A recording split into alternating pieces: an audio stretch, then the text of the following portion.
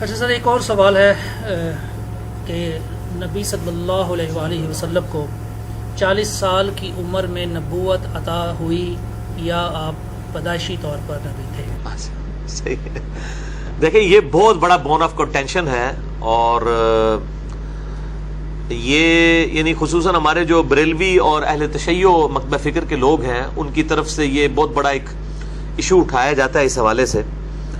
تو اس پہ تو گھنٹوں بولا جا سکتا ہے. میں آپ کو بس کیٹاگوریکل ایک سٹیٹمنٹ دیتا ہوں کہ تمام نبی پیدائشی طور پہ ہی نبی ہوتے ہیں اور اللہ کی حفاظت میں ہوتے ہیں. جامعہ ترمذی میں صحیح سند کے ساتھ حدیث ہے کہ میں اللہ کے ہاں اس وقت بھی خاتم النبیین لکھا ہوا تھا جب ابھی آدم علیہ السلام روح اور جسم کے درمیان تھے، مٹی اور پانی کے درمیان تھے. یعنی اس وقت بھی میں اللہ کے ہاں خاتم النبیین لکھا ہوا تھا. یعنی اللہ تعالیٰ کے ڈیوائن علم میں نبی ہمیشہ سے ہی نبی ہوتا ہے. یعنی وہ پھر اللہ تعالیٰ اسے مبعوث بعد میں کرتا ہے نا، تو وہ نبی تو ہوتا ہے. اسی طریقے سے مسند احمد میں دلائل النبوہ امام بیہقی کی کتاب میں صحیح سند کے ساتھ یہ حدیث موجود ہے. آپ صلی اللہ علیہ وآلہ وسلم نے فرمایا کہ میں دعائے ابراہیم ہوں، میں عیسیٰ کی بشارت ہوں، اور میں اپنی ماں کا وہ خواب ہوں جو انہوں نے میری پیدائش کے وقت دیکھا کہ ان کے لیے ایسا نور ظاہر ہوا جس سے شام کے محلات بھی روشن ہو گئے. یہ صحیح سند کے ساتھ ہے. شیخ البانی، شیخ زبیر علی زئی صاحب دونوں اس کو صحیح کہتے ہیں. مشکات المصابیح میں 30 جلد میں آپ صلی اللہ علیہ وآلہ وسلم کے فضائل والے چیپٹر میں یہ حدیث موجود ہے. تو آپ صلی اللہ علیہ وآلہ وسلم کیا باقی تمام نبی اللہ تعالیٰ کے علم میں ہمیشہ سے نبی ہیں. اور روحیں تو آپ کو پتا ہے ہماری بھی حضرت آدم کی پیدائش سے پہلے ہماری روحیں تو ہماری بھی موجود تھی. الستو بربکم.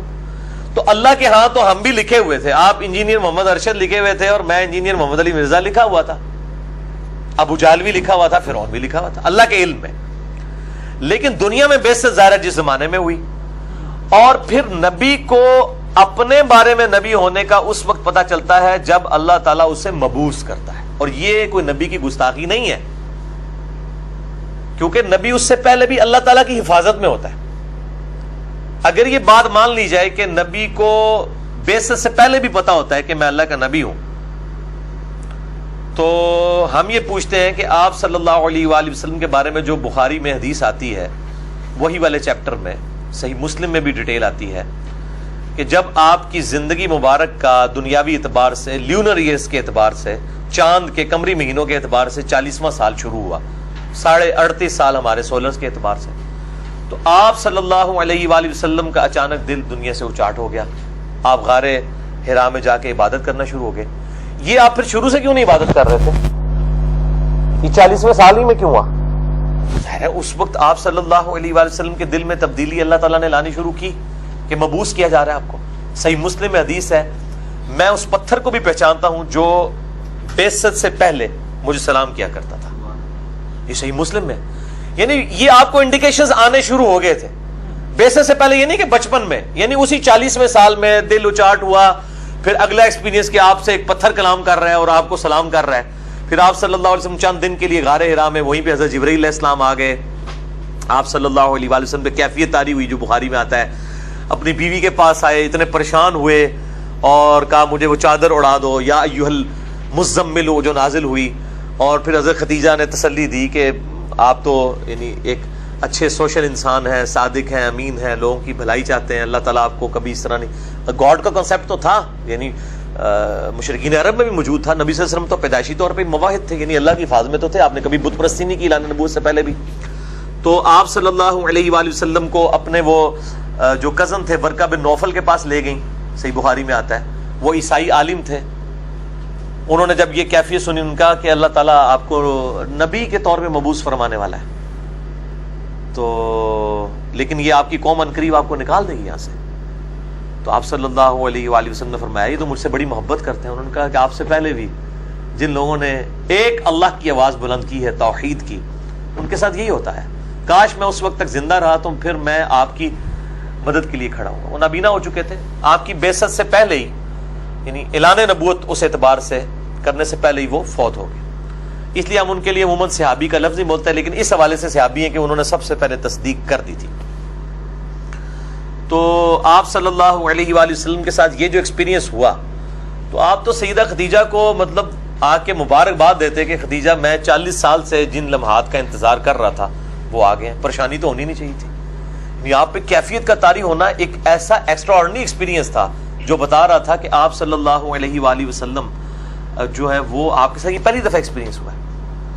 اور اس کا جو ضربہ سنام ہے وہ پارہ نمبر 25 میں جو سورت نمبر ہے 42 سورہ الشورى، اس کا جو آخری رکوع ہے نا، اس نے بالکل عقیدہ کلیئر کر دیا اس حوالے سے. کسی مولوی کے پاس جانے کی ضرورت نہیں ہے، یہ قرآن کا حوالہ لے جائیں.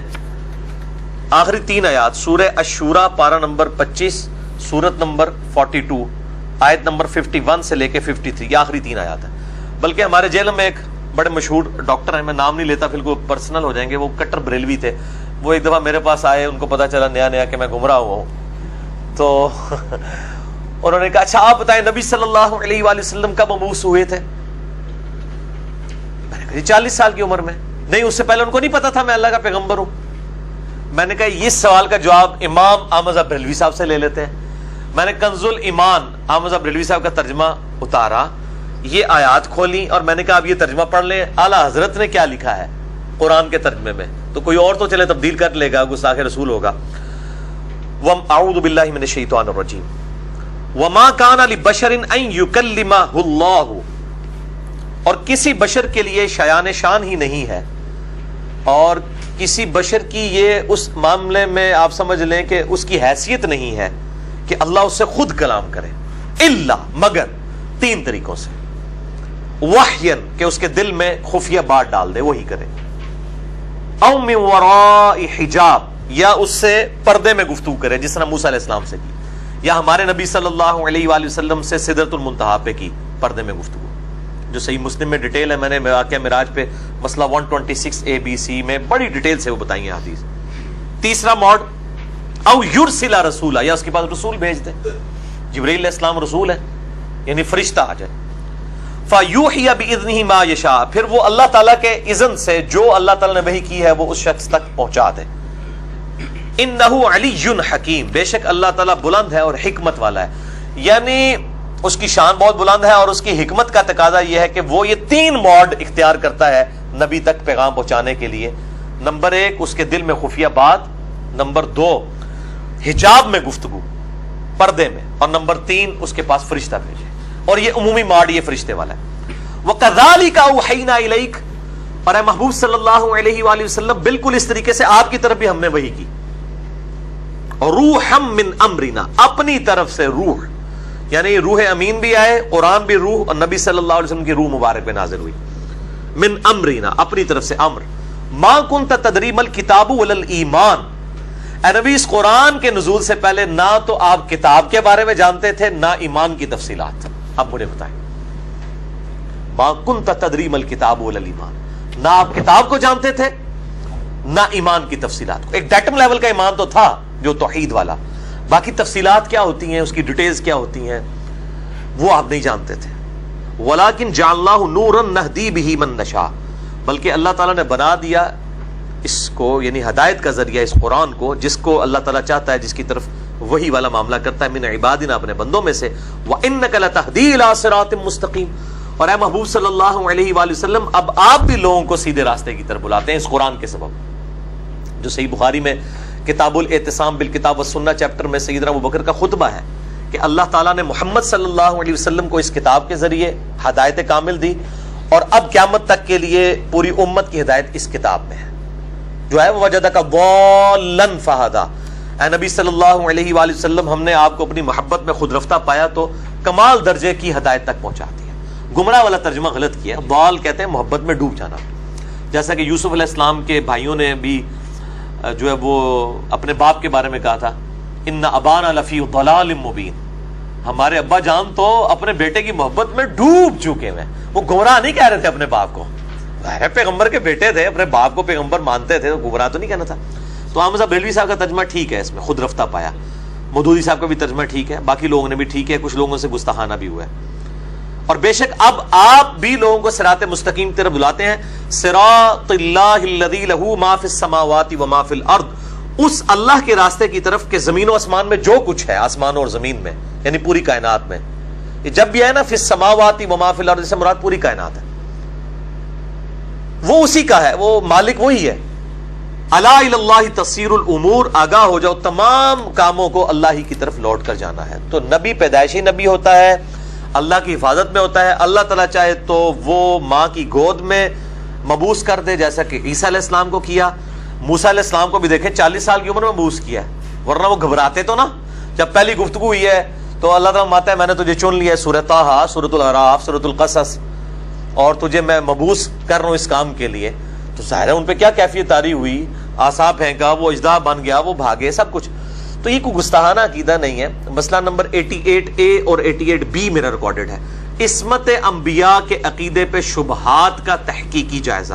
اس میں نے یہ سارے ایشوز ریزالو کیے ہیں کہ نبیوں سے اجتہادی غلطی بھی ہو سکتی ہے, گناہ نہیں ہو سکتا, حرام کام نہیں, اجتہادی غلطی جو گناہ کے زمرے میں نہیں آتی ہے وہ بھی ہو سکتی ہے. تو لیکن نبی پیدائشی نبی ہوتا ہے, اللہ کے ہاں لکھا ہوا ہوتا ہے. مبعوث وہ جس وقت ہوتا ہے وہ اسی وقت.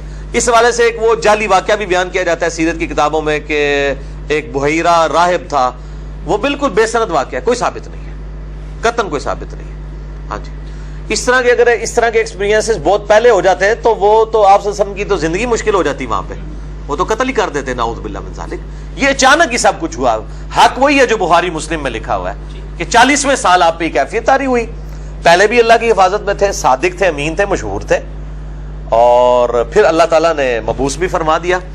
تو اس میں کوئی گستاخی والا عقیدہ نہیں. گستاخی تب ہے اگر کوئی یہ کہتا ہے کہ نبی جو ہے وہ پیدائش سے پہلے جو ہے وہ عام انسان تھا.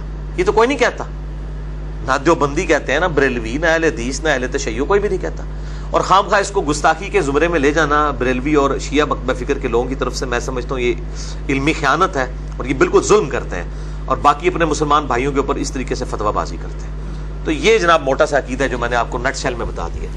تو سر اس میں کوئی شک نہیں ہے کہ نبی صلی اللہ علیہ وآلہ وسلم کی جو ذات ہے وہ انسانیت کی معراج ہے, اور آپ خیر البشر بھی ہیں.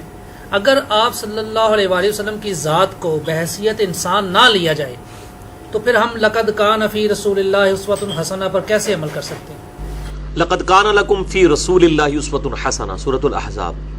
نہیں تو انسان ہی مانتے ہیں میرے بھائی, سارے انسان مانتے ہیں. As far as species is concerned آپ صلی اللہ علیہ وآلہ وسلم انسان تھے. نہ بریلوی یہ کہتے ہیں, نہ دیوبندی, نہ اہل حدیث, نہ شیعہ کہ آپ صلی اللہ علیہ وسلم انسان نہیں تھے. قرآن میں واضح ہے, قل انما انا بشر مثلکم, اے نبی صلی اللہ علیہ وآلہ وسلم میں تو نہیں ہوں سوائے اس کے کچھ کہ تمہاری مثل بشر ہوں. لیکن یہ اسپیشیز, کیونکہ بخاری مسلم میں حدیث ہے کہ آپ صلی اللہ علیہ وسلم وصال کے روزے رکھتے تھے, یعنی روزہ کھولے بغیر اگلا روزہ رکھنا, پھر کنٹینیوس روزہ رکھنا. کچھ صاحب نے رکھے وہ بے ہوش ہو گئے مسجد میں, آپ نے ان کو منع فرمایا, فرمایا ایکم مثلی, تم میں سے کون میری مثل ہے. آپ کسی سے ابھی نے نہیں کہا قل انما انا بشر مثلکم. تو یہ تھوڑے اہل حدیث علماء بھی تو تھوڑی زیادتی کرتے ہیں نا, ان کو بھی تھوڑی شرم حیا کرنی چاہیے اس طرح کے مسائل بیان کرتے وقت, کہ واقعی حضور کی مثل مرتبے میں, کوالٹیز میں, بھئی ہماری آنکھیں تو سامنے دیکھتی ہیں. بخاری مسلم میں کہ آپ پیٹھ کے پیچھے بھی دیکھ لیتے تھے انہی آنکھوں سے, 360 ڈگری کا ویژن. بخاری مسلم میں آتے آپ نے ہاتھ اٹھایا, فرمایا میں جنت تک پہنچ گیا میرا ہاتھ, ارادہ کیا کہ انگور توڑ لوں.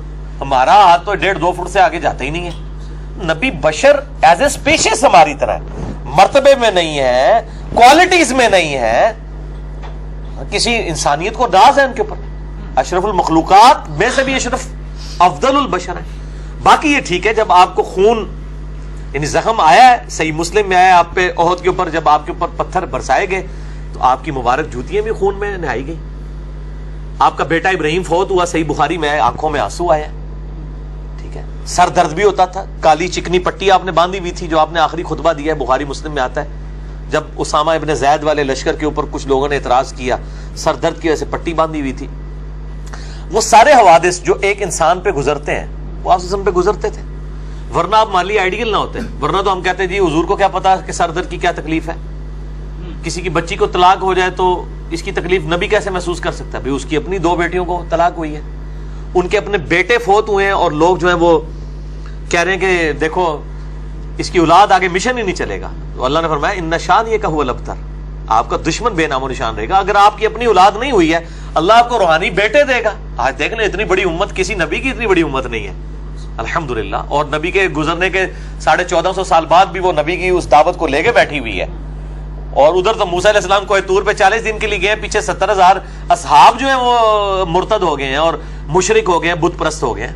اور یہاں پہ آپ دیکھیں ماشاءاللہ کس طریقے سے پیشن سے معاملہ چل رہا ہے. تو یہ اس امت کو اللہ تعالیٰ نے خاص یعنی فضیلت دی ہے حضور کی برکت سے. کنتم خیر امت اخرجت للناس تأمرون بالمعروف وتنہون عن المنکر. جو یہ نبیوں والا کام جو ملا ہے وہ ختم نبوت کی برکت سے ہمیں ملا. یہ ساری حضور کی نسبتیں ہیں. تو آپ ہمارے لیے رول ماڈل ہیں. اس میں مطلب یہ کہنا وہ جب وہ کہہ رہے ہوتے ہیں نبی کے بھی دو کان ہمارے بھی دو کان، نبی کا بھی ایک ناک، یہ طریقہ نہیں ہے. یہ نہ قرآن و سنت کا طریقہ ہے، نہ یہ بات سمجھانے کا طریقہ ہے. یہ بات حقیقت ہے کہ بعض اوقات یعنی اہل حدیث علماء سے اس مسئلے میں غلو ہوتا ہے اور بریلوی اس معاملے میں صحیح چیخ رہے ہوتے ہیں. دوسری طرف بریلوی بھی جو غلو کرتے ہیں ان کی بھی عجیب مت ماری ہوئی ہے. وہ کہتے ہیں جی آپ کو اگر بشر مان لیا ہم نے صرف بشر تو آپ کی افضلیت ختم ہو جائے گی کیونکہ نور بشر سے افضل ہے. اور بھائی مٹی نور سے افضل ہے. جو اللہ نور السماوات والارض ہے وہ اور چیز ہے. وہ نور مخلوق کی بات نہیں ہو رہی ہے. اس پہ میرا قریب چڑھا ہوا ہے آیت نور کے بارے میں. فرشتے نور سے پیدا ہوئے. مسلم میں حدیث ہے فرشتے نور سے، جن آگ سے اور مٹی سے انسان. یہ جن آگ سے اور مٹی سے انسان یہ تو قرآن میں بھی سورۃ الحجر میں آیا. اب مجھے بتائیں فرشتہ افضل ہے یا انسان؟ اگر انسان صحیح ہو جائے فرشتے سے بہتر انسان بننا کسی کی جرت ہے کیونکہ جبرائیل نبی علیہ السلام سے افضل ہے؟ نہیں. ہاں فرشتوں کے رسول عام انسانوں سے افضل ہے، یعنی حضرت جبرائیل حضرت ابوبکر سے افضل ہے. لیکن جو عام فرشتے ہیں جو رسول نہیں ہیں وہ حضرت ابوبکر سے افضل نہیں ہوں گے، نہ عمر سے، نہ عثمان و علی سے. وہ افضل البشر صلی اللہ علیہ وآلہ وسلم کے اصحاب ہی افضل ہیں. لیکن جو سپیشیز ہے ایز اے سپیشیز لقد خلقنا الانسان فی احسن تقویم ہے، فرشتے سے بہتر ہے انسان بننا.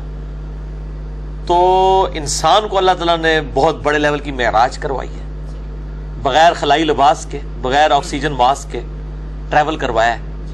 ٹھیک ہے، سدرۃ المنتہا تک پہنچے ہیں. تو بریلویوں کو یہ بات سمجھائیں کہ نبی علیہ السلام کی فضیلت نور ہونے میں نہیں ہے، انسان ہونے میں ہے، کیونکہ بشر نور سے افضل ہے. باقی نور ہدایت تو ہے. قد جاءکم من اللہ نور و کتاب مبین. یہ جو آیت ہے سورۃ المائدہ کی، اس کی تفسیر میں اسلام کی پہلی تفسیر جو طبری ہے ابن جریر المتوفا 310 ہجری، انہوں نے لکھا ہے یہاں نور سے مراد نبی علیہ السلام ہے. اور یہ سعودی عرب کے مولوی وہاں بیٹھ کے جو خانہ کعبے میں درس دے رہے ہوتے ہیں کہتے ہیں جی احمد بریلوی نے تعریف کر دی ہے نور سے مراد بھی قرآن ہے اور قرآن کتاب سے مراد بھی قرآن ہے. احمد بریلوی نے کوئی تعریف نہیں کی ہے. یہ اہل سنت کے امام ہیں. حافظ ابن کثیر نے پورا چھاپا ہی ابن جریر سے مارا ہوا ہے. ابن کثیر تو 8ویں صدی میں آیا، یہ 30ویں صدی میں. امام بخاری کا ہم اثر ہے ابن جریر طبری، امام طبری اہل سنت والے، ایک تو شیعہ والے امام طبری، میں اہل سنت والے. انہوں نے لکھا ہے کہ قد جاءکم من اللہ نور و کتاب مبین میں نور سے مراد نبی علیہ السلام کی ذات ہے. اور شیخ زبیر لزئی صاحب نے اپنے مقالات میں لکھ دیا، یہ الحدیث رسالے میں چھاپا ہے کہ ہم مانتے ہیں نور ہدایت ہے. اس سے بڑی آیت ہے یا ایھا النبی انا ارسلناک شاہدا ومبشرا ونذیرا وداعیا الی اللہ باذنہ وسراجا منیرا. آپ صلی اللہ علیہ وآلہ وسلم وہ سورج ہے جو چمکا دیتا ہے. آپ نور ہدایت ہیں اور آپ نہیں، آپ کے اصحاب نور ہدایت ہیں. صحیح بخاری نور ہدایت ہے، صحیح مسلم نور ہدایت ہے، قرآن نور ہدایت ہے. تو اس کانٹیکس میں نور بھی ہے، نور ہدایت بھی ہے، بشر بھی ہے. باقی اس کو زیادہ جھگڑا نہیں بنانا چاہیے اور گستاخی والا معاملہ نہیں کرنا چاہیے. گستاخی یہ ہے کہ آپ کہیں گے بشر جو ہے وہ کم تر ہے اور نور زیادہ ہے، یہ گستاخی ہے. بشر نور سے افضل